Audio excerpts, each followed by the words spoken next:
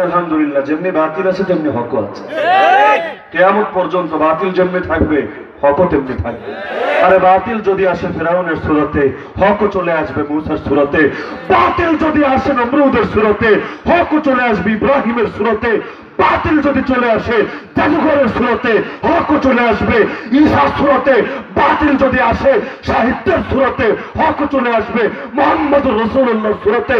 আর বাতিল যদি আসে মুতাজিলার সুরতে, হকও চলে আসবে ইমাম আবু হানিফার সুরতে। সব যুগে বাতিল যেমন থাকে হকও তেমনি থাকে। আরে যেই যুগে ব্রিটিশরা এই অঞ্চলকে দখল করে নিয়েছিল, অনেকে ভাবতে শুরু করেছিল ইসলাম শেষ এই হিন্দুস্তানে, আর কোনোদিন ইসলামের বিজয় হবে না। কিন্তু যেমনি ভাবে সেই মাইকেলরা ছিল, সেই তাগুতের গোলামরা ছিল, আর একদিকে আলহামদুলিল্লাহ কাসেম নানতবিরাও ছিল, শাইখুল হিন্দরাও ছিল, হুসাইন আহমদ মাদানিরাও ছিল, এবং তাদের সুযোগ্য উত্তরসূরিরাও ছিল আলহামদুলিল্লাহ। তো বাতিল থাকলে হকও থাকে না? আরে থাকে কি না? এজন্য যা ডায়লগ দেওয়ার পেছনে পেছনে গিয়ে দেয়, তাওহীদের জনতার ফেস করা, সামনে আসার হিম্মত কিন্তু খুব কম লোকে দেয়। বাঙালির আবার একটা ঐতিহ্য আছে, কি জানেন? 1000 বছরের ঐতিহ্য বাঙালি। কি সেটা মঙ্গল শোভাযাত্রা? আরে না, বাঙালির 1000 বছর ঐতিহ্যের নাম গণধোলা। জানেন না নাকি? বাঙালি ইমানের ব্যাপারে, আমলের ব্যাপারে তার ব্যক্তিগত দুর্বলতা থাকতে পারে। হয়তো সে নামাজ ঠিকভাবে পড়ে না, হয়তো মুখে দাড়ি নেই, হয়তো কাপড় চোপড়ের মধ্যে সুন্নতি লেবাস ধারণ করে না, কিন্তু ইসলামের প্রশ্নে, ইমানের প্রশ্নে, তাওহীদের প্রশ্নে, আল্লাহু আকবারের ধ্বনিতে আলহামদুলিল্লাহ সমাজের উচ্চস্তর থেকে শুরু করে একেবারে কৃষক, ব্যবসায়ী, চাকরিজীবী, ড্রাইভার পর্যন্ত একযোগে জেগে ওঠে আলহামদুলিল্লাহ। এই ব্যাপারে কেউ কোনো আপোষ করে না। যদি শোনে মসজিদের মধ্যে মূর্তি ঢোকানো হয়েছে, যদি শোনে আল্লাহর নবীরে কেউ গালি দিয়েছে, যদি শোনে আল্লাহর বিরুদ্ধে কেউ কটু কথা বলেছে, কি বাঙালি বসে থাকে নাকি? আরে থাকে নাকি? এক রাসূলের জন্য লক্ষ কোটি উম্মত জীবন দিতে পারাকে নিজেদের জন্য সৌভাগ্যের বিষয় মনে করে। তো বলছিলাম, সারা দুনিয়ার মধ্যে নির্যাতনও করে আমাদের, আর দিন শেষে গালিটাও দেয় আমাদের। আর আমরা সেই জাতি যারা কিনা ইসলামকেই ভয় করি। পুরো ইসলামরা না করলো, ইসলামের যেই যেই বিধানটা কাফেররা অপছন্দ করে, এটিতে আমরা ডরাই না ভাই? আরে ডরাই কি? নামাজের বয়ানে ডর নাই, রোজার বয়ানে ডর নাই, হজের বয়ানে ডর নাই, যাকাতের বয়ানে ডর নাই, জিহাদের বয়ানে ডর আছে কিনা? হাসা কথা কি ডর নাই? বলতেও ডর, শুনতেও ডর, শোনাতেও ডর। সবাই ডরায় না? আরে ডরাই কিনা? ভিতরে কিন্তু কলিজা কাঁপতে কাঁপতে থাকে, কি আমেরিকা আমরা শুনে ফেলি নাকি, সিআইএ, মোসাদ অথবা র কোনোভাবে টের পায় নাকি, পেলে তো আমরা খায়া ফেলবে। কারণ আমাদের জীবন মরণের মালিক মনে হয় হেরা। জীবন মরণের মালিককে আপনি আল্লাহর কথা বললে আল্লাহ আপনার হেফাজত করবে না, ছেড়ে দিবে? আর যেই সময় আল্লাহ তার নবীর আয়াত জানিয়ে দিল, বাল্লিগ মা উনজিলা ইলাইকা মির রাব্বিক ওয়া ইল্লাম তাফআল ফামা বাল্লাগতা রিসালাতা আল্লাহু ইয়াসিমুকা মিনান নাস। হে নবী, আল্লাহ আপনার উপর যা কিছু অবতীর্ণ করেছেন খবরদার কোনটা গোপন করবেন না, আর সবগুলো পৌঁছে দিন। যদি না পৌঁছান একটাকে আড়াল করেন, জেনে রাখেন রাসূল হতে পারেন, রিসালাত পৌঁছাতে পারেন না। আমাদের ক্ষেত্রে একই কথা। আমরা কার ওয়ারিস? ফেরাউনের, হামানের, আবু জাহালের, আমেরিকার, ভারতের? কার ওয়ারিস? আরে কার ওয়ারিস? নবীরা তো দিনার দিরহামের ওয়ারিস রেখে যায় না, টাকা পয়সার ওয়ারিস রেখে যায় না, নবীরা ওয়ারিস রেখে যায় ইলমের। নবীর থেকে আমরা সব লাইনের ইলম পেয়েছি, তাওহীদের ইলম পেয়েছি, নামাজের ইলম পেয়েছি, রোজার ইলম পেয়েছি, হজের ইলম পেয়েছি, যাকাতের ইলম পেয়েছি, ব্যবসা বাণিজ্যের ইলম পেয়েছি, বিবাহ শাদীর ইলম পেয়েছি।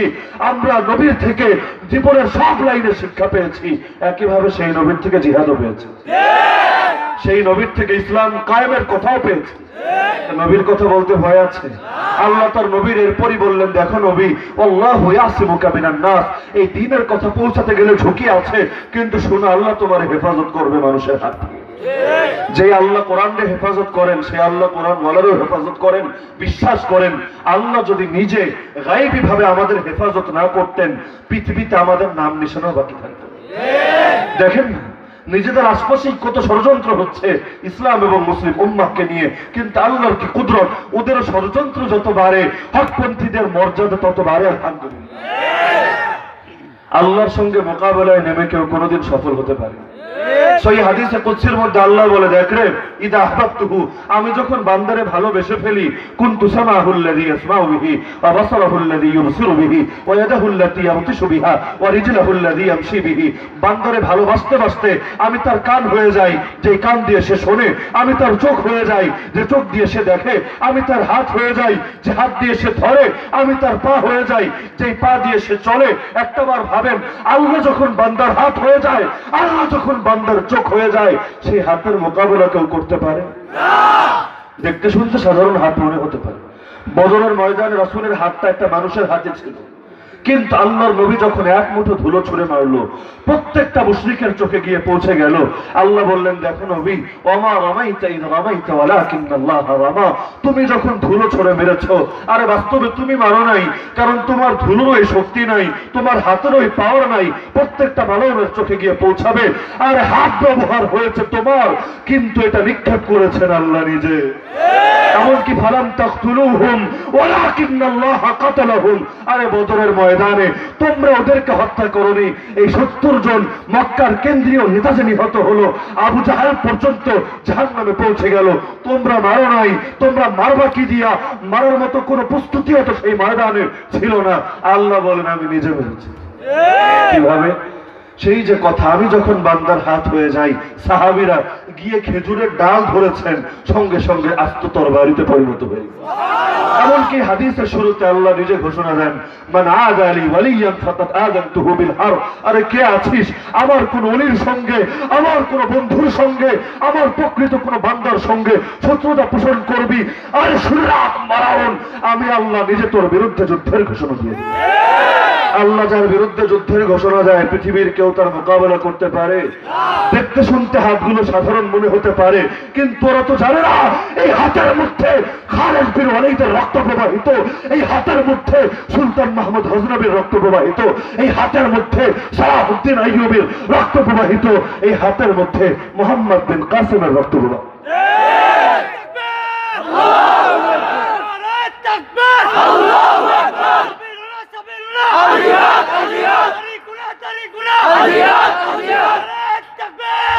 আমাদের ইতিহাস দ্বীনের জন্য মাথা নিচু করে বাঁচার ইতিহাস না, আমাদের ইতিহাস মাথা উঁচু করে বাঁচার ইতিহাস। মুসলমানের কপাল নত হয়, তবে দুনিয়ার কোন ক্ষমতা ধরে সামনে না, দুনিয়ার কোন বাতিলের সামনে না, মুসলমানের কপাল একজনের সামনে নত হয়, আর তিনি কে? আর তিনি কে? আমাদের নবী আমাদেরকে সিংহের মতো বাঁচতে শেখাননি, জমিনে যতদিন থাকবো সিংহের মতো বাঁচতে শিখিয়েছেন, ইসলাম নিয়ে জগতে থাকতে শিখিয়েছেন। ইসলাম ছেড়ে দিয়ে যেই সুখ পাওয়া যায়, সেই সুখের শিক্ষা আমরা নবীর থেকে পাইনি। ইসলাম ছেড়ে দিয়ে যেই সুবিধা পাওয়া যায়, সেই সুবিধা আমরা নবীর থেকে পাইনি। আরে যেই নারীর নামে, যেই মহিষীর নামে এই মাদ্রাসার নামকরণ, তার থেকেই তো আমরা শিখেছি, যদি অসহায় হই, যদি নিরীহ হই, তারপর হকের ব্যাপারে 100% আপোষহীন হতে হবে। হকের ব্যাপারে কোনো কম্প্রোমাইজ চলবে না, হকের ব্যাপারে কোনো রাগ ঢাক চলবে না। আর শক্তি না থাকতে পারে, ক্ষমতা না থাকতে পারে, কিন্তু জবান যতদিন আছে, এই জবান দিয়ে এক আল্লাহর কথাই বের হবে। আল্লাহ ছাড়া আর কারো নামের বরত্বের জয়গান এই মুখ থেকে উচ্চারিত হবে না। কারণ যেদিন দুনিয়াতে এসেছিলাম, প্রথম এটা আমাদেরকে শিখিয়ে দেওয়া হয়েছিল, ডান কানে দাঁড়িয়ে বলেছিল আল্লাহু আকবার, বাম কানে দাঁড়িয়ে আবারও বলেছিল আল্লাহু আকবার। এরপর যখন বুঝতে শিখলাম, আযানেও শুনি আল্লাহু আকবার, ইকামতেও শুনি আল্লাহু আকবার, নামাজেও বলি আল্লাহু আকবার, এক রুকুন থেকে আরেক রুকুনে যাওয়ার সময়ও বলি আল্লাহু আকবার, নামাজ শেষ করেও বলি আল্লাহু আকবার, উঁচু স্থানে ওঠার সময়ও বলি আল্লাহু আকবার, ঈদগাহে যাওয়ার সময়ও বলি আল্লাহু আকবার।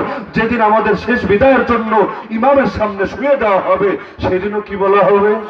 আর কি বলা হবে? আর কি বলা হবে? ইসলামের বাক্য তো অনেক আছে, কালিমা তো অনেক আছে, বারবার কেন আল্লাহু আকবারের প্র্যাকটিস হয়? আমার আল্লাহ আমার অন্তরে গেড়ে দিতে চান, বান্দা শুনে রাখ, দুনিয়ার মধ্যে বড় বলতে যদি কেউ থাকে, তিনি একমাত্র আল্লাহ।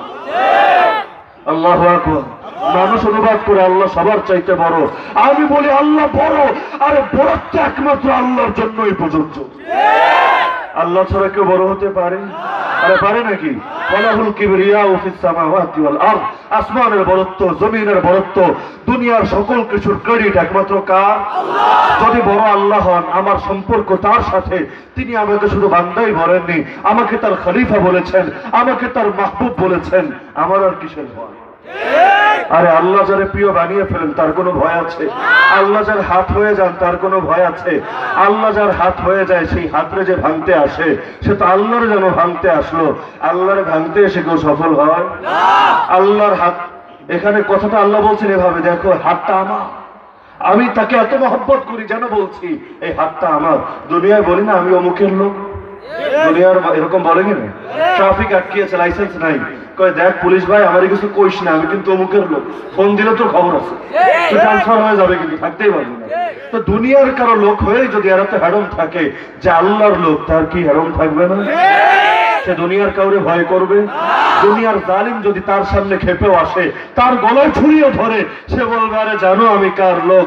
আমি তো আল্লাহর লোক, যার কারণে আমি আল্লাহর কথাই বলবো, তোর বরত্ব কোনোদিন মানব না। রাসূলের গলায় যখন এক মালন তরবারি ধরলো, কি রে মাইয়াম নাও কেমন মিয়া মুহাম্মদ, এই মুহাম্মদ আমার হাত থেকে তোরে কে বাঁচাবে রে? পাশে দেখি কেউ নাই, তোর সাহাবীর এক একজন এক এক জায়গায় ছড়িয়ে গেছে।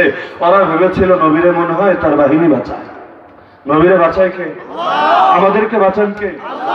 আগেই বললাম, আল্লাহ যদি না বাঁচাই তো দুনিয়া আমগো নাম নিশানা বাকি থাকতো। আমাদের শত্রু সব ভাগ। আর এই ক্ষেত্রে এসে হিন্দু, খ্রিস্টান, বৌদ্ধ, নাস্তিক, মুরতাদের কোনো ভাগ নাই। এমনকি নাস্তিক দরকার ছিল সব ধর্মের বিরুদ্ধে যাবে, কিন্তু দেখবেন একটা নাস্তিকও সব ধর্মের বিরুদ্ধে যায় না, একটা ধর্মের বিরুদ্ধেই যায়। সেইটা কোন ধর্ম? গোটা দুনিয়ায় তো আমাদের দুশ্মন। দুনিয়া টিকে আছে কিভাবে? আল্লাহর কুদরত আছে, আল্লাহর রহমত আছে, আল্লাহর ইরাদা আছে বলেই তো টিকে আছি। তো যখন রাসূলের গলায় ছুরি ধরে বললো, কি রে আমার হাত থেকে তোরে কে বাঁচাবে রে? রাসূল বলেন আল্লাহ। আরে তোর হাত থেকে আমার আল্লাহ বাঁচাবে। সঙ্গে সঙ্গে থরথর করে কাঁপুনি শুরু হয়। হাতে তরবারি রাখতে পারলো না, পড়ে গেল। আল্লাহর নবী তরবারি উঠিয়ে নিল, এবার তার গলায় ধরে বললেন, কি রে এখন তোরে কে বাঁচাবে? এই জন্য দেখেন না, আল্লাহর কথা অনেক ভয় পায়। আমাদের তাকবীরের শক্তি কিন্তু যেই শক্তি না, আমরা টের পাই না, দুনিয়ার জালেমরা কিন্তু ঠিকই টের পায়। আল্লাহর খলিফা মাহদী যখন আসবেন, 12,000 সৈনিক নিয়ে এক অঞ্চলে যাবেন, সে অঞ্চল জয় করার জন্য কোনো যুদ্ধ লাগবে না, কোনো রক্তপাত লাগবে না, গিয়ে শুধু তাকবীর দিবেন, এক তাকবীরেই খেলাফত। শাহজালালের ঘটনা তো আমরাই বলি, এমন আজান দেওয়া দিয়েছেন রাজা গৌর গোবিন্দর প্রাসাদ শেষ। আমরা তো তাদেরই উত্তর সরি। পার্থক্য এক জায়গায়, সিংহের গর্জনে বন কেঁপে ওঠে, শিয়ালের গর্জনে কিন্তু কোনো কামই হয় না। আমরা শিয়ালের জাতিতে পরিণত হয়েছি, তাই বাক্য তো একই বাক্য রয়ে গিয়েছে, কিন্তু এই বাক্যের মধ্যে সেই খালেদের শক্তি নাই, বাক্যের মধ্যে সালাহুদ্দিনের শক্তি নাই, বাক্যের মধ্যে আকাবিরের শক্তি নাই। আর যেদিন আবার সিংহের জাতি হতে পারবো, আমাদের আল্লাহু আকবার এই ইসমে আজমের মোকাবেলা করার ক্ষমতায় পৃথিবীর কারণ। নারে তাকবীর, আল্লাহু আকবার, বীর খালিদের তলোয়ার, উমরের তলোয়ার, আহমদ শফির তলোয়ার, আমাদের তলোয়ার, নারে তাকবীর। আল্লাহ রসুলের প্রকৃত উম্মতি যদি হতে চাই, প্রকৃত ওয়ারিস যদি হতে চাই, খুব ভালো করে মনে রাখবেন, আলোচনা শেষের দিকে শুধু ইমোশনের সময়, শুধু সুবিধা অর্জনের সময় রসুলের চেতনা কপচালেই হবে না। এমন লোক পাওয়া যায়, হালুয়া জিলাপি সামনে এনে দিলে খুব রসুলের মহব্বত চলে আসে, জিলাপি না হলে তার ফিলিংস আসে না। আর যদি একটু জিলাপি থাকে, একটু তবরক থাকে, এক প্যাকেট বিরিয়ানি থাকে, খুব এসকে রাসূলের চেতনা চলে আসে। এমনকি রাসূলের মহব্বতে আরে বেঁধেও বসিয়ে রাখা যায় না, ঠাস করে দাঁড়িয়ে পড়ে। আছে কি না? নাই। কিন্তু রাসূলের ইজ্জত রক্ষার জন্য যদি ময়দানে নামতে হয়, তখন বসা তো দূরের কথা, দাঁড়ানো তো দূরের কথা, বেচারার শোয়া অবস্থায় টেনে ময়দানে আনা যায়। এরকম সুবিধাবাদী উম্মতি আমরা হতে চাই না। নবীর প্রকৃত উম্মত যদি হই, নবী যেমনি ভাবে দিনের ব্যাপারে আপোষহীন ছিলেন, শক্তিশালী অবস্থায়ও দুর্বল অবস্থায়। মদিনায় যাওয়ার পর যে শুধু আপোষহীন ছিলেন তা না, মক্কার জীবনে মায়ের খেয়েছেন, কিন্তু দিনের ব্যাপারে কোনো কম্প্রোমাইজ কিন্তু কেউ করেন না। কেউ দেখাতে পারবেন না এক মুহূর্তের জন্য আল্লাহর নবী বাতিলের সামনে নতি স্বীকার করেছেন, এমন রেকর্ড মক্কার যুগে দেখাতে পারবেন না। যেই সময় মায়ের খেতে খেতে রক্তে জমিন লাল হয়ে যাচ্ছে, আকাশের ফেরেশতা পর্যন্ত চলে আসছে, নবী শুধু অনুমতি দাও, সহ্য তো হয় না, দুই পাশের পাহাড় চাপা দিয়ে সবগুলোর ভর্তা বানায় দেয়। সেই সময় কিন্তু আল্লাহর নবী দিনের ব্যাপারে ছাড় দেন না, কম্প্রোমাইজ করেছেন। তো ঠিক আছে, সবাই যেহেতু মারে, এখন থেকে ইসলামের এই কথা বলবো না বলেছেন, মায়ের খেয়েছেন, তারপর হকের ব্যাপারে কিন্তু আপোষ করেননি। এই আপোষ কিন্তু ফেরাউনের স্ত্রী আসিয়া পর্যন্ত করে। আসহাবুল উখদুদের ছোট্ট সেই বালকটাও করে না। অনেকে জিজ্ঞেস করে, হুজুর এত কথা যে কও, কি করতে পারবা? আমি কই, আরে কিছু করতে পারি বা না পারি, আসহাবুল উখদুদের ছোট্ট সেই বালকটা তো হতে পারে। আর জীবনে একটা আছে, জীবনটা তো আল্লাহর জন্য কোরবান করে দিতে পারে। আল্লাহ যদি আমার জীবনটারে কবুল করে, এর চাইতে বড় সৌভাগ্যের বিষয় কিছু হতে পারে? নবী যেই জিনিসের জন্য লোভ করে, এটা কত বড় লোভনীয়, এটা ভাষায় প্রকাশ করা সম্ভব না। নবী আল্লাহর কাছে নামাজের মরণ চায় নাই, আল্লাহর কাছে হজে গিয়ে মরণ চায় নাই, একটা মরণে চেয়েছে, আল্লাহ একবার না বারবার দিও। কোন মরণ? আরে কোন মরণ? ওমর রাদিয়াল্লাহু আনহু প্রত্যেক নামাজের পর কিসের দোয়া করতেন? এমনকি ইমাম বুখারী পর্যন্ত ওমরের সূত্রে উল্লেখ করেছেন, ওয়াকালা ওমর আল্লাহুম্মা রযুকনি শাহাদাতান ফি সাবিল। তা আল্লাহর পথে আমার জীবন কোরবান হওয়া কি আমার জন্য ভয়? এমনকি আমি তো মনে করি বউয়ের কোলে মরতে পারা আমার জন্য সৌভাগ্য। কিন্তু একটাবার ভাবেন, আল্লাহ কোরআনে বলেন মুমিনদের থেকে তিনি তার জান এবং মাল কিনে নিয়েছেন। মুমিনরা আল্লাহর পথে লড়ে যায়, মারে এবং মরে। পুরো আয়াত হলো এটা। তো এই আয়াত দ্বারা প্রমাণিত হয় যে শহীদ হয় আল্লাহ তার প্রাণ কিনে নেন। কিসের বিনিময়ে? যার কারণে পৃথিবীর সবাই জান্নাতে যাবে কিয়ামতের পর, হিসাব নিকাশ সব সম্পূর্ণ হওয়ার পর। হ্যাঁ, যদি ওলি হয়, যদি বুজুর্গ হয়, যদি নেককার হয়, কবরে ঘুম পাড়িয়ে দিবেন, জান্নাতের সঙ্গে লিঙ্ক তৈরি করে দিবেন, জান্নাতের পোশাক পরাবেন, জান্নাতের বিছানা বিছাবেন, লেকিন থাকবে কিন্তু কবরে ঘুমের মধ্যে। শহীদ কিন্তু ঘুমে থাকবে না। শহীদ কই থাকবে? আরে কই থাকবে? জান্নাতে কেমনে থাকবে? মানুষের রূপে? আরে না, সবুজ একটা পাখির রূপে সারা জীবন স্বপ্ন থাকে ডানা মেলে ওরা। শহীদকে আল্লাহ সুযোগ দিয়ে দেবে। আরে যার কারণে যেই ব্যক্তি শহীদ হয়, আল্লাহ তারা ঠকান না, দুনিয়া সবাই দেন বাকিতে, তার দেন নগদ। কারণ আল্লাহ নগদ লেনদেন করেন, সে তার প্রাণ আল্লাহকে নগদে দিয়েছে, আল্লাহ জান্নাত তারে নগদে দিয়ে দেন। যার কারণে আল্লাহ কোরআনে বলেন, ওয়ালা তাকুলু ওয়ালা তাহসাবান্না, আরে যারা আমার পথে শহীদ হয় এদেরকে মৃত বলা তো দূরের কথা, মৃত ভাবতেও পারবা না নিষেধ।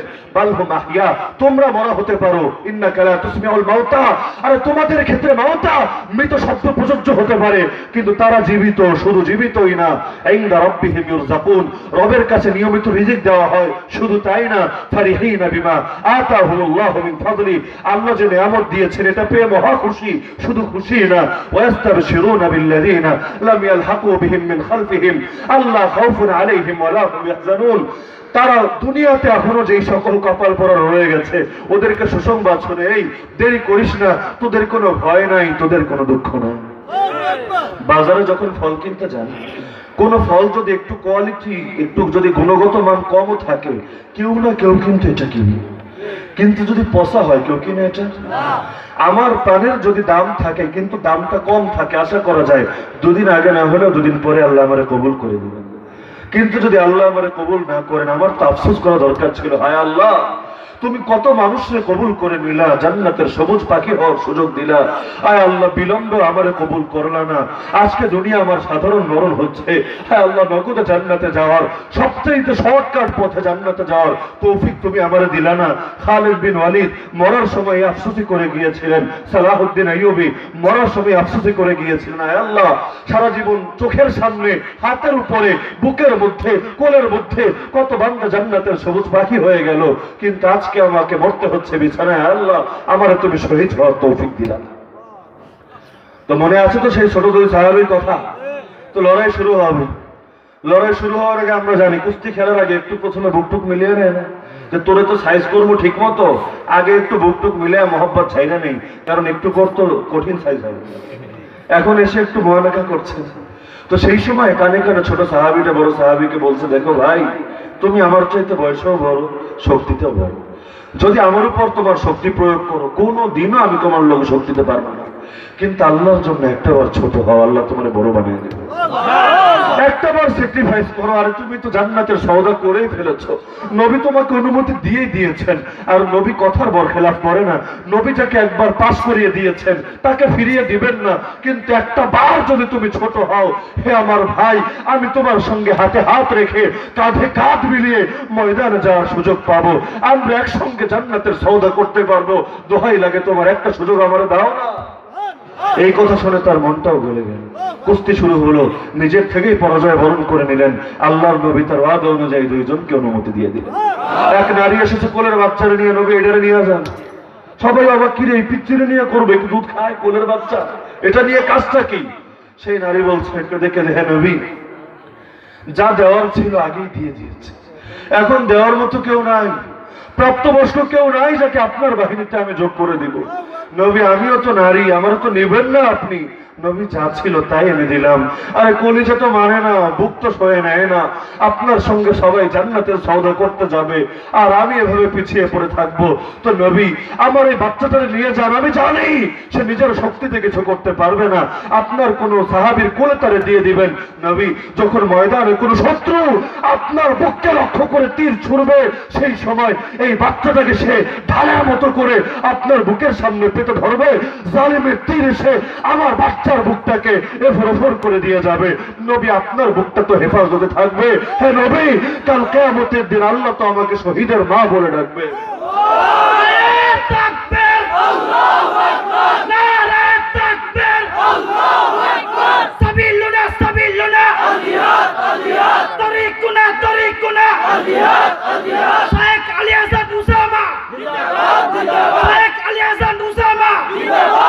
এমনকি ইতিহাস তো আমাদেরকে শিখিয়েছে, যখন আমাদের উপর নির্যাতন যত বাড়ে, আমাদের ইমানের পাওয়ারও তত বাড়ে। মক্কার সাহাবীদের ইমানের দাম আল্লাহর কাছে অনেক বেশি। ওয়াসাবিকুনাল আউয়ালুনা মিনাল মুহাজিরিন ওয়াল আনসার, ইসলাম তাদেরকে সাবিকিন আউয়ালিন ঘোষণা করেছেন। তাদের মর্যাদা সবার চাইতে বেশি। এমনকি নিকট অতীতের একটা ঘটনা শুনাই। আমাদের আকাবির উলামায়ে দেওবন্দের মধ্যে অন্যতম মনীষী ছিলেন শাইখুত তাফসীর আল্লামা আহমদ আলী লাহোরী রাহমাতুল্লাহ আলাইহি। ব্রিটিশ বিরোধী জিহাদের অগ্র সৈনিকদের মধ্যে একজন ছিলেন। ব্রিটিশরা একবার তাকে গ্রেফতার করে নিয়ে গেল। তাকে নির্বাসনে দেওয়া হলো এক দ্বীপে। সেখানে তাকে শাস্তি দেওয়া হচ্ছিল বরফের মধ্যে ফেলে রেখে। জালিমরা এক এক সময় এক এক ভাবে শাস্তি দেয়। ইব্রাহিম আলাইহিস সালামকে দিয়েছে আগুনের শাস্তি, বেলালকে দিয়েছে উত্তপ্ত মরুর শাস্তি, আকাশের সূর্যের শাস্তি, বুকের উপর তপ্ত সেই পাথরের শাস্তি। আর আল্লাহ সেই বান্দা আহমদ আলী লাহোরীকে দেওয়া হচ্ছে বরফের শাস্তি। উপরেও বরফ, নিচেও বরফ, কতক্ষণ থাকা যায়? ফ্রিজের মধ্যে, ডিপ ফ্রিজ থেকে কোনো বরফ বের করে হাতে রেখে দেখেন তো কতক্ষণ হাত ঠিক থাকে। কতক্ষণ পর দেখবেন হ্যাং হয়ে গেছে। এমন হ্যাং হওয়া হয়েছে, রিস্টার্ট দিলেও কাম হয় না, রিফ্রেশও কাম হয় না, শেষ। তো বরফের মধ্যে ফেলে রেখেছে, উপরেও বরফ, নিচেও বরফ, কতক্ষণ টিকতে পারে? একটা পর্যায়ে তিনি অজ্ঞান হয়ে পড়ে গেলেন, অচেতন হয়ে গেলেন। সবাই ভাবলো শেষ, টেম্পার শেষ, মরে গেছে, আপদ দূর হয়েছে। তো এক সাধারণ সৈনিক এসে বরফ থেকে বের করে এক কোণায় নিয়ে ফেলে রাখলো। আরে মৌলবাদীর লাশ, আবার এটারে কি ভালো দাফন করা লাগে? এখানে মরে গলে পচে যাক। কয়েক বেলা পার হওয়ার পর আল্লাহর বান্দা মিটমিট করে চোখ খুলতে লাগলেন। খবর পৌঁছে গেল ইংরেজ অফিসারের কাছে।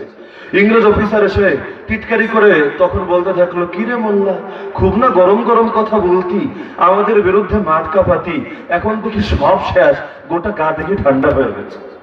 একদিকে এত নির্যাতন, আরেকদিকে টিটকারি। দেহের নির্যাতন যতটা ভারী, মুখের কথা কিন্তু এর চাইতেও বেশি অন্তরে বিদ্যমান। জারাহাতুস সিনানি রাহালতিয়ামু ওয়ালা ইয়ালতামু মা জারাহাল লিসান। তো মুখ দিয়ে টিটকারি একের পর এক মেরেই যাচ্ছে। বলছে, কিরে এত গরম গেল কই তোর? গোটা গা দেখি ঠান্ডা হয়ে গেছে। সেই অবস্থায় মুমূর্ষু হয়ে পড়ে আছেন আল্লাহর বান্দা। সেখানে শুয়ে শুয়েই চিৎকার করে বলে উঠলেন, এই ইংরেজ অফিসার, এই ব্রিটিশ কুত্তা শুনেরা, শরীর হয়তো ঠান্ডা হয়েছে, কিন্তু তাতে কি, ঈমান তো আগের চাইতে অনেক বেশি গরম হয়ে গেছে। তো মুসলমানের উপর নির্যাতন আসলে তাদের ঈমান তো দমে যায় না। মুসলমানের ঈমানকে মৃত্যু ছাড়া কোনো জিনিস থামাতে পারে না। আমরা সেই জাতি যারা মৃত্যুকে জীবনের চাইতেও বেশি ভালোবাসতাম। খালিদ বিন ওয়ালিদ রোম সম্রাটের কাছে চিঠি লিখে পাঠালেন, এই রোম সম্রাট, আসলিম তাসলাম, ইসলাম গ্রহণ কর, নিরাপত্তা পাবি। যদি না করো আমি এমন এক বাহিনী নিয়ে আসবো, তোরা জীবনটা যতটা ভালোবাসে আর মৃত্যুরে এর চাইতেও বেশি ভালোবাসে। তোরা ময়দানে আসবি দুনিয়ার লাভের জন্য, টাকার জন্য, ক্ষমতার জন্য, পদবি পাওয়ার জন্য। এরা ময়দানে আসবে মৃত্যুর জন্য পাগল পাড়াতে। তো সুতরাং সময় থাকতে আমার কথার উত্তর দে, নইলে কিন্তু আসবে। রোম সম্রাট চিঠি পেয়ে ভয় পেয়ে গেল, কারণ আগ থেকে গোয়েন্দা মারফত জানতো মুসলমান সেই জাতি যা বলে তা করে ছাড়ে, এমনকি মুসলমান বলে কম করে বেশি। এ কারণে একবার রোমের খ্রিস্টানরা মুসলমানদের সঙ্গে চুক্তিবদ্ধ ছিল, এক পর্যায়ে চুক্তি লঙ্ঘন করল। সেই সময় মুসলমানদের তৎকালীন খলিফা আব্বাসী খলিফা চিঠি লিখে পাঠালেন রোম সম্রাটের কাছে, দেখ আল খাবারু মা তারা লা মা তাসমা ইয়া কালবার রূম। হে রোমের কুত্তা, এতদিন গোয়েন্দা মারফত যা শুনেছিস সেটা আসলে আমাদের আসল রূপ না। আমাদের আসল রূপ কি, আমরা যে কোন জাতি সেটা শীঘ্রই চোখে দেখতে পাবে। তো রোম সম্রাট যখন এই চিঠি পেল, সে আবার সাহায্যের জন্য চিঠি লিখে পাঠালো চীনের বাদশার কাছে, তৎকালীন বাদশা। চীনের বাদশারে লিখলো, আমগরে সাহায্য করার লাগে বাহিনী পাঠাও, এই মুসলমানদের থামাতে হবে, নইলে জঙ্গির দল গোটা দুনিয়ারে শেষ করে দিবে। তোমরাও থাকবে না, আমরাও থাকবো না, পারস্যও থাকবে না, দুনিয়া সবার জন্য হুমকি। তো সবাই মিলে, বর্তমান নেটোর মতো আর কি, সবাই মিলে একযোগ হয়ে মুসলমানদের থামাতে হবে। তখন চীনের বাদশা চিঠি পাঠালো, রোম সম্রাট শোনো, ও আমার ভাই, দুনিয়ার অন্য কোন জাতির লগে লড়াই হইলে আমগরে মিস কল দিয়ে এমন এক জাতির নাম বললা, লাউ আরাদু খালাল জিবাল লা খালাউহা। আর এরা যদি পাহাড়কে উপরে ফেলতে চায়, এরা পাহাড়কে এক জায়গা থেকে উপরে ফেলতে পারে। এই জাতিরে থামানোর শক্তি আমাদের নাই, সুতরাং মরলে একা মর, আমগরে নিয়ে মরার দরকার। তো বলছিলাম ইসলামের ব্যাপারে আপসহীন থাকতে হবে, এটাই নবীর আদর্শ। নইলে নাম শুধু নামেই থাকবে, এটা কামে আর পরিণত হবে না। আমরা কি চাই, শুধু নামে মুসলমান হতে না কাজেও মুসলমান হতে? যদি কাজে মুসলমান হতে চাই, সুখেও আল্লাহ, দুঃখেও আল্লাহ, বিপদেও আল্লাহ, ভালো থাকলেও আল্লাহ, জীবনের সব ক্ষেত্রে আমি আল্লাহর যতটা আঁকড়ে ধরবো, আল্লাহ আমাকে তত সাহায্য করবেন। ইনতানসুরুল্লাহ ইয়ানসুরকুম। তুমি যদি আল্লাহর সাহায্য করো, আল্লাহ তোমাকে সাহায্য করবে। আল্লাহ সাহায্য করবেন, এটা তার ওয়াদা। তবে এর জন্য শর্ত হলো তুমি আল্লাহর সাহায্য করতে হবে। ইদা কি বলে, যখন শর্ত পাওয়া যায় না তখন জবাবও পাওয়া যায় না। ইদা ফাতাল শার্ত ফাতাল মাশরুত, অথবা ফাতাল হুক, শর্ত যদি না পাওয়া যায় বিধানও পাওয়া যাবে না। শর্ত হলো আল্লাহর সাহায্য করতে হবে। যদি শর্ত না পান, আল্লাহ আপনার সাহায্য। এই কারণে আল্লাহ ডেকে ডেকে বলেন, ইয়া আইয়ুহাল্লাযীনা আমানু কুনু আনসারাল্লাহ, হে ঈমানদাররা আল্লাহর সাহায্যকারী। এই কারণে আমাদের উচিত জান দিয়ে, প্রাণ দিয়ে আল্লাহর সাহায্যকারী হওয়া। আর আল্লাহর সাহায্যকারী হওয়ার অর্থই হলো আল্লাহর দ্বীনের সাহায্য করা, আল্লাহর নবীদের সাহায্য করা, আল্লাহর নবীর আদর্শের ধারক বাহক যারা, তাদেরকে সাহায্য করা। শুরুতে আলহামদুলিল্লাহ, যদি শুনে দেখে ভালো লাগলো। মাদ্রাসার জন্য এলাকার সকলে আন্তরিক এবং সকলে এতে শরীক থাকাকে নিজেদের জন্য সৌভাগ্যের বিষয় মনে করেন। যেমনটা আল্লাহর আদেশ, তাআওয়ানু আলাল বিররি ওয়াত তাকওয়া, তোমরা নেক কাজে এবং তাকওয়ার কাজে পরস্পরকে সহযোগিতা করো। আমাদের উস্তাদ আল্লামা আব্দুল হাই পাহাড়পুরি, আল্লাহ তার কবরকে নূরান্বিত করুন, তিনি বলতেন এই জামানার মধ্যে মাদ্রাসাগুলো হলো নূহ আলাইহিস সালামের নৌকার মতো। এই মাদ্রাসাগুলোর মধ্যে যারা উঠে যায় তারা অনেক ফিতনা থেকে নিরাপত্তা পেয়ে যায়। তো এই মাদ্রাসাগুলো ইনশাআল্লাহ ইসলামের দুর্গ। আমরা আশা করি কিয়ামত পর্যন্ত ইনশাআল্লাহ এই মাদ্রাসাগুলোর মধ্যে কোরআনের সহিত তালিম থাকবে, এই মাদ্রাসাগুলোর মধ্যে ইনশাআল্লাহ হাদিসের সহিত তালিম থাকবে। কারণ যারা আদর্শকে ধারণ করে না, ওদেরকে আমরা মাদ্রাসা বলে স্বীকার করি। ব্রিটিশ সরকারও মাদ্রাসা বানিয়েছিল, একে একে বহুত খ্রিস্টান সেখানে বসিয়েছিল অধ্যক্ষ হিসাবে, প্রিন্সিপাল হিসাবে, কলকাতা আলিয়া মাদ্রাসা। জানেন তো ইতিহাস। তো সেটাকে আমরা মাদ্রাসা বলি, মাদ্রাসার আদর্শ হিসেবে স্বীকার করি। মাদ্রাসা সেটা যেটার থেকে দিন রক্ষা হয়। কোন মাদ্রাসা থেকে যদি দিন রক্ষা না হয়, সেটাকে আমরা মাদ্রাসা বলতে নারাজ। যেমন মসজিদ দুই প্রকার, এক হলো মসজিদুত তাকওয়া আর এক হলো মসজিদে জিরার। মসজিদে তাকওয়া যেটা তাকওয়ার উপর প্রতিষ্ঠিত হয়, যেখানে আল্লাহর দ্বীনের হেফাজত হয়। আর মসজিদে জিরার যেটাকে মুনাফিকরা বানায়, উদ্দেশ্য সেখান থেকে দ্বীনের অপব্যাখ্যা করা, সেখান থেকে কাফেরদের এজেন্ডা বাস্তবায়ন করা। আজকে রিপোর্ট দেখলাম কিছু মসজিদের মধ্যে নাকি তারা এখন এই আদর্শ প্লে করা শুরু করবে যে সেখান থেকে ধর্মীয় অপব্যাখ্যা রোধ করা হবে। ওদের চোখে কোনটা ধর্মীয় অপব্যাখ্যা আমরা খুব ভালো করে জানি। আলেমরা যদি ভুল বলে, এটা ভুল ধরে দেওয়ার জন্য আকাবির উলামায়ে কেরাম কে আছেন না, মরে গেছে। দেশের মধ্যে বড় বড় কওমি মাদ্রাসা আছে না, সব ধ্বংস হয়ে গেছে। যদি ভুল হয় ভুল ধরবে কে? আলেমের ভুল জাহেল ধরবে না আলেমই ধরবে? ডাক্তারের ভুল আমি ধরতে পারবো না, আর এক ডাক্তার ধরতে পারবে। তা আলেম যদি ভুল করে, ধর্মের অপব্যাখ্যা করে, এই ভুল ধরবে কে? আরে কয় এই ভুল ধরবে কে? কিন্তু যেই লোক আলিফবা পড়তে গেলে দাঁত কয়েকটা ভেঙে যায়, আর বুম মারলেও যার মুখ থেকে সুরে আলহামদুলিল্লাহ বাইরে হবে না, এই লোক যদি বলে আলেমরা ধর্মের অপব্যাখ্যা করে, হুজুররা, এই মৌলবাদীরা, এই মোল্লারা ইসলামের নামে ভুল জিনিসটা চালায়, এর চাইতে হাসির বিষয় কিছু হতে পারে? কয়দিন আগে কি বললো? কয় হুজুররা নাকি আইনগত ভাবে, সাংবিধানিক ভাবে ফতোয়া দেওয়ার অধিকার রাখেন। আসমান থেকে পড়লো হুজুররা ফতোয়া দেওয়ার অধিকার রাখে না, ব্যাকল, তাহলে ফতোয়া দেবে কি খেজুর? আরে হুজুর না দিলে দিব কেন? খেজুররা কয় না। ডাক্তার চিকিৎসকের অধিকার রাখেন, ইঞ্জিনিয়ারিং এর অধিকার রাখেন। এই কথা যত বেশি হাস্যকর, হুজুর ফতোয়া দিতে পারবে না, এর চাইতে বেশি হাস্যকর না? ওদের ইস্যু ছিল ভাস্কর্য এটা ইসলামে আদর্শ, হুজুররা না করার কে? হুজুররা বুঝেনি, আমরা তো ধর্ম বুঝে উল্টে ফেলছি। নাই টাইপের লোক, নাই টাইপের লোক। অথচ কোনটা ইসলামের বিধান, কোনটা সহি ব্যাখ্যা, কোনটা অপব্যাখ্যা, এটা বোঝার জন্য আকাবির আলেমরা আছে, কিয়ামত পর্যন্ত থাকবে। আল্লাহ উম্মতকে কখনো অভিভাবক হারা বানাবেন। আকাবিররা থাকতে আমরা আশ্বস্ত থাকতে পারি। তো এই মাদ্রাসাগুলো ইনশাআল্লাহ দিন রক্ষার দুর্গ, মাদ্রাসাগুলোর পাশে থাকা আমাদের দায়িত্ব। তবে শর্ত হলো নিজেদের জীবনের মধ্যেও দ্বীনের ব্যাপারে আপোষহীন থাকতে হবে। মনে রাখবেন, আপনি গরিব হতে পারেন, গরিব হলে হয়তো যাকাত করা আপনার উপর ফরজ না, যাকাত দেওয়া, হজ করা এই মুহূর্তে আপনার উপর ফরজ না। তাই বলে যাকাত নিয়ে টিটকারি মারা, হজ নিয়ে অ্যালার্জি রাখা, এটা কিন্তু আপনার জন্য বৈধ না। যদি ইসলামের কোন আদনা থেকে আদনা বিধান নিয়েও কেউ যদি কটূক্তি করে, এটাকে খারাপ ভাবে, এটার বিরুদ্ধে বলে, সে মুসলমান থাকে না, কাফের হয়ে যায়। সারা জীবন মেসওয়াক একবার না করলেও আমি কবিরা গুনাহ আমার হবে। আমাকে কেউ ফাসিক বলতে পারবে না, কিন্তু মেসওয়াককে অস্বীকার করলে ইসলামে আমার কোন স্থান থাকবে না। জিনটা দেখা যায় না, জিনটা মানলে কি না মানলে কি, এটার সাথে আমার দেখা জগতের কোনো সম্পর্ক নাই। কিন্তু কেউ যদি জিনকে অস্বীকার করে, কোরআনের একটা সূরার নামই আছে সূরায়ে জিন, যতই বিজ্ঞান মনস্ক সাজক না কেন, জিনকে অস্বীকার করার কারণে ইসলামে তার কোনো স্থান থাকবে। একইভাবে ইসলামের প্রত্যেকটা বিধানের ব্যাপারে একই কথা, নিজের জীবনের শেষ রক্তবিন্দু দিয়ে হলেও ইনশাআল্লাহ ইসলামের প্রত্যেকটা বিধানের হেফাজত আমরা করব। করবেন না? আরে করবেন না? একটা দৃশ্য অনেক ভালো লেগেছে। আজকে তো হলো 10 তারিখ শুরু হলো, মানে 9 তারিখের মাহফিল। এটা 2 তারিখে মাওলানা মামুনুল হক সাহেবকে বাধা দেওয়া হয়েছিল আশুগঞ্জ টোল প্লাজায়।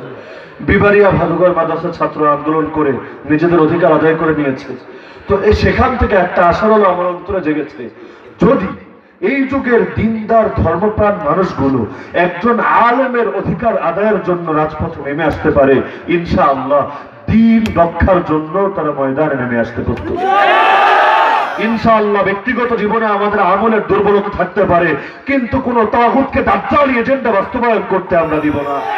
আর রক্তের শেষ বিন্দু দিয়ে হলেও ইসলামের হেফাজতের জন্য আমরা নিরলস ভাবে কাজ করে যাব। আমরা এই অঞ্চলকে রাম রাজ্য হতে দিব না। যতই স্বপ্ন দেখুক না কেন, ওদের স্বপ্ন আমরা পুরোনো কাপড়ের মতো পেঁচিয়ে ওদের মুখে ছুঁড়ে মেরে বলবো, আরে বরত্ব ঘোষণা করেছে আল্লাহর নামে, কালেমা পড়েছে আল্লাহর নামে, এই জমিনের মধ্যে আল্লাহর বিধানই চলবে, জমিন যার বিধান চলবে তার।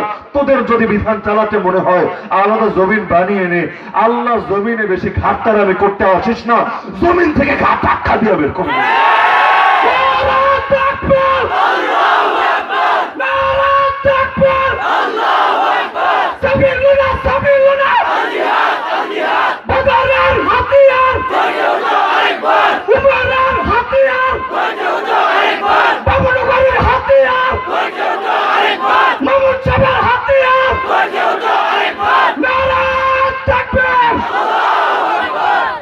ইসলামের প্রশ্নে সর্বদা আপোষহীন থাকতে রাজি আছেন তো ইনশাআল্লাহ?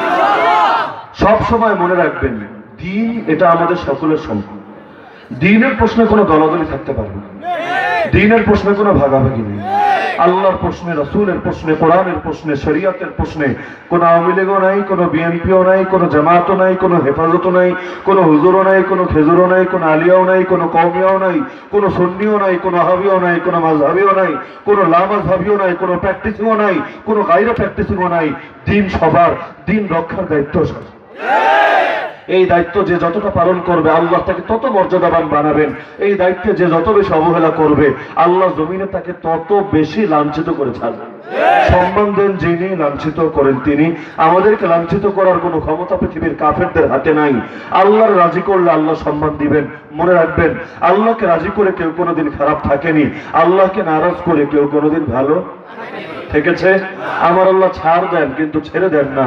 আপনি আল্লাহর ব্যাপারে যদি গাফলতি করেন আর আল্লাহ এর প্রতিকার স্বরূপ আপনার ব্যাপারে গাফলতি করেন, আপনার একটু ছেড়ে নেন, বাঁচতে পারবেন? আল্লাহ নিয়ামত ছাড়া এক মুহূর্ত টিকতে পারবেন? তো কোরআনের তাফসীর শুধু কান দিয়ে শুনলেই হবে না। আল্লাহর নবী যেমনি ভাবে ইলমি কোরআনের তাফসীর শিখিয়েছেন, একইভাবে আমলি তাফসীরও দেখিয়ে দিয়েছেন। শাহরিউল্লাহ মুহাদ্দিস দেহলভী রাহমাতুল্লাহ আলাইহি তিনি লেখেন, আল্লাহ যে কোরআনে বলেছেন হুয়াল্লাযী আরসালা রাসূলাহু বিল হুদা ওয়া দীনিল হক লিইয়ুযহিরাহু আলা দ্বীনি কুল্লি, তিনি সেই আল্লাহ যিনি তার রাসূলকে হেদায়েত দিয়ে এবং সত্য দ্বীন দিয়ে পাঠিয়েছেন যেন তিনি ইসলামকে সকল বাতিল ধর্ম মতবাদ মতাদর্শ এবং তন্ত্র মন্ত্রের উপর বিজয়ী করতে পারেন। এই আয়াতের আমলি তাফসীর হলো বলবেন আমলি তাফসীর আবার কি জিনিস? বুঝলাম না।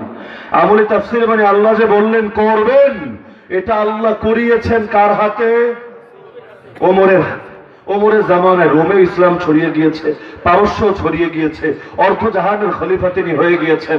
সারা দুনিয়া ইসলামের আওয়াজ এবং দাওয়াত পৌঁছে গিয়েছে। আর পৌঁছবে না কেন? নবী তো তাকে চেয়ে নিয়েছেন আল্লাহর কাছে। আল্লাহুম্মা আইজ্জাল ইসলাম বিহাব্বি হাদাইনি রাজুলাইনি ইলাইক। আয় আল্লাহ, আবু জাহল আর ওমর এই দুই লোকের মধ্যে যে আপনার বেশি প্রিয় তার দ্বারা ইসলামটা শক্তিশালী করুন।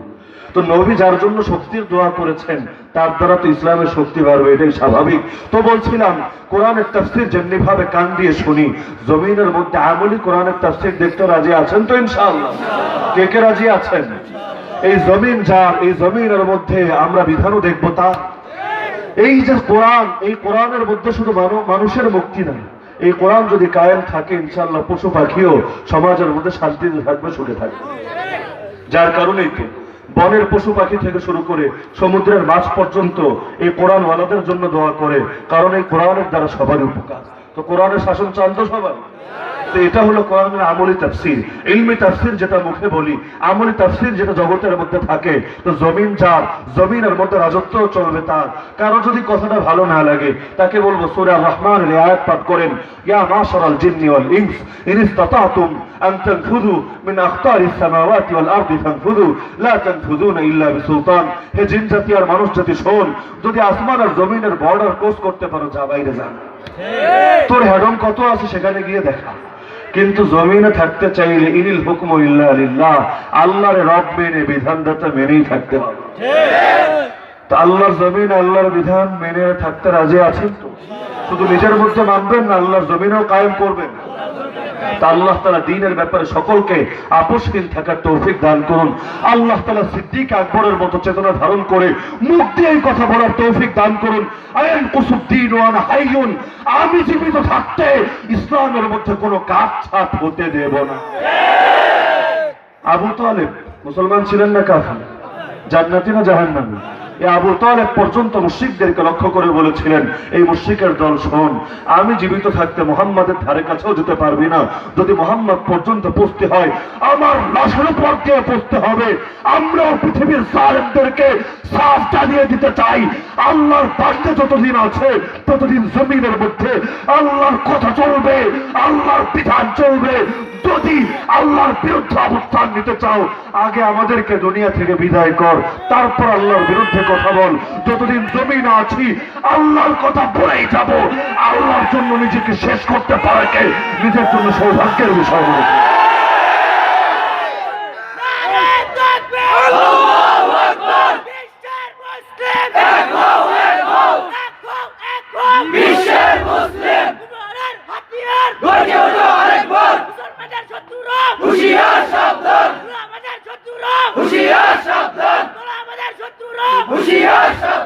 শেষ কথা বলে যাই, মুসলমানদের জন্য সময়টা বড় ক্রিটিক্যাল।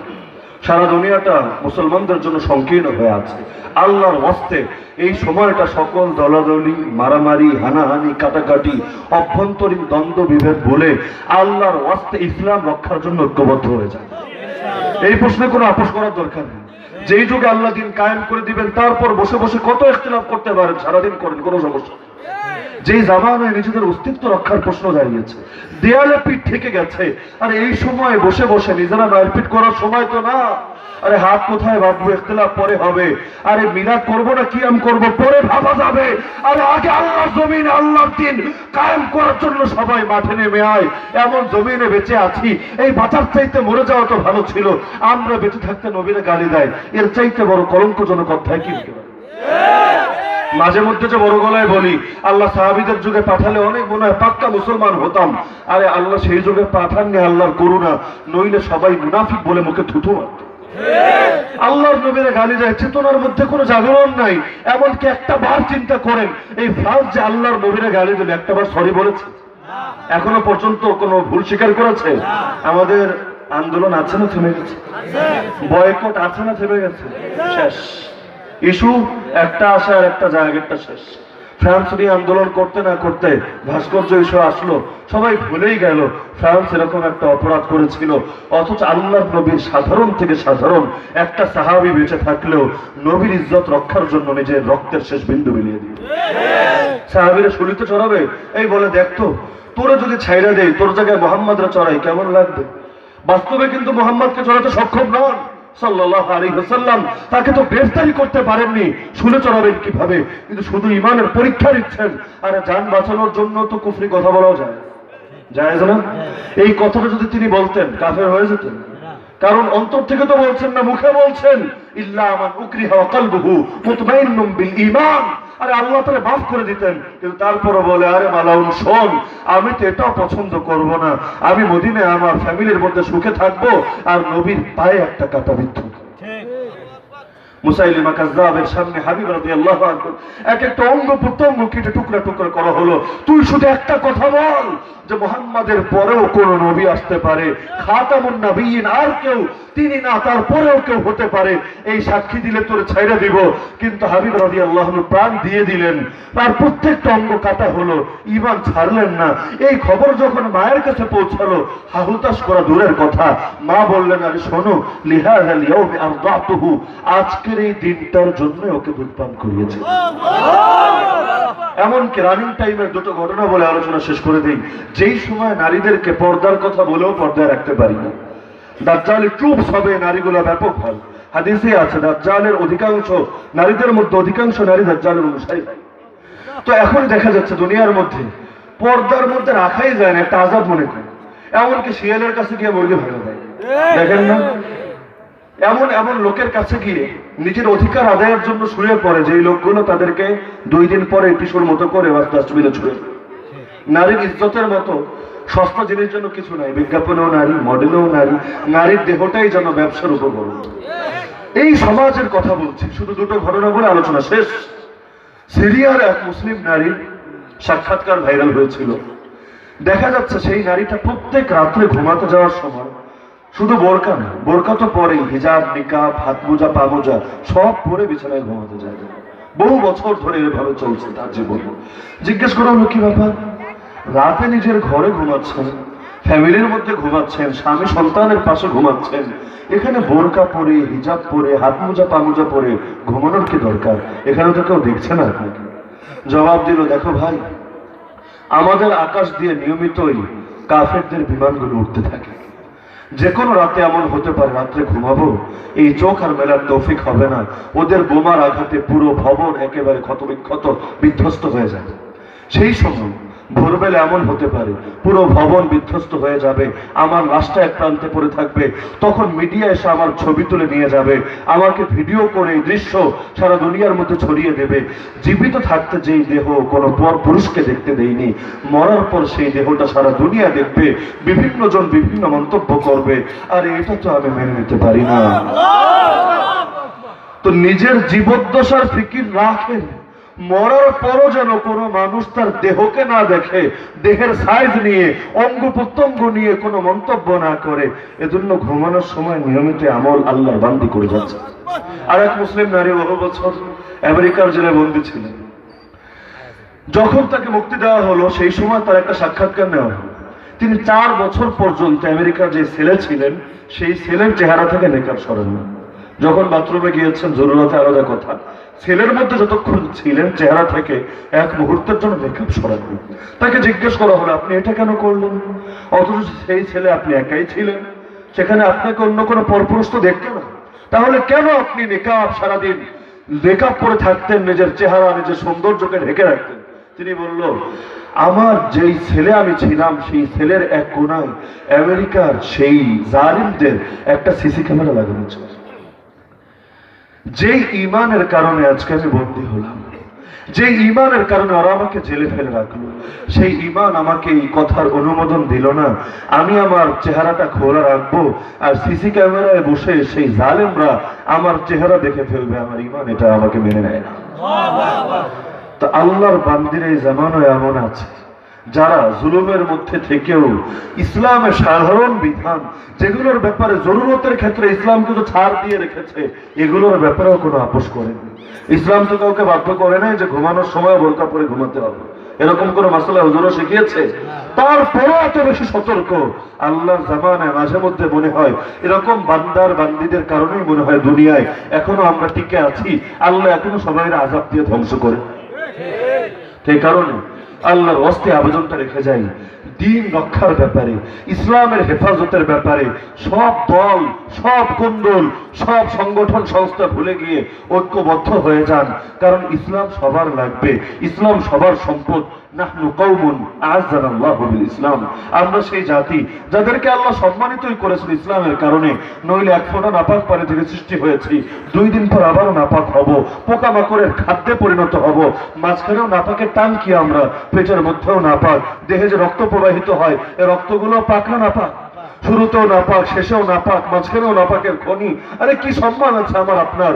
নাহনু কওমুন আ'আজ্জানাল্লাহু বিল ইসলাম, একটা সম্মানই আছে ইসলামের কারণে, যে সম্মান ইসলামের বরকতে আল্লাহ আমাদের সম্মান এত বাড়িয়ে দিয়েছেন। আল্লাহ ফেরেশতার জন্য জান্নাত বানাননি, আমার আপনার জন্য বানিয়েছেন। এখন ইসলাম ছেড়ে অন্য কোন পথে যদি সুখ তালাশ করি, যিনি সম্মান দিয়েছিলেন তিনি লাঞ্ছিত করে ছাড়বেন। আল্লাহ তাআলা আমাদের সবাইকে ইসলামকে আঁকড়ে ধরে শেষ নিঃশ্বাস ত্যাগ করার তৌফিক দান করুন। আল্লাহ তাআলা আমাদেরকে নিজেদের পারের চাইতেও ইসলামকে বেশি দামি সম্পদ হিসাবে গ্রহণ করার তৌফিক দান করুন। আল্লাহ তাআলা হযরত সুমাইয়া রাদিয়াল্লাহু আনহা মহিলা মাদ্রাসাকে কবুল করে নিন। এই মাদ্রাসার খেদমতে যারা জড়িত, এই মাদ্রাসায় যে সকল ছাত্রীরা রয়েছে, আল্লাহ সবাইকে দ্বীনের খাদেম হিসেবে কবুল করে নিন। ওয়া মা আলাইনা ইল্লাল বালাগ।